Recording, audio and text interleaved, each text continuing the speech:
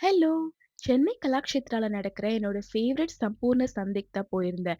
போன உடனே earring shopping start பண்ணிட்டேன். இங்க எல்லா கலெக்ஷன்ஸுமே ரொம்பவே யூனிக் அண்ட் பியூட்டிஃபுல்லா இருந்துச்சு. And this one is my favourite Rajasthani jutti shop. And இங்க நெறைய கலெக்ஷன்ஸ் ஆஃப் காட்டன் சாரீஸ் அவைலபிளா இருந்தது. எனக்கு காட்டன் க்ளோதிங்னாலே ரொம்பவே பிடிக்கும்.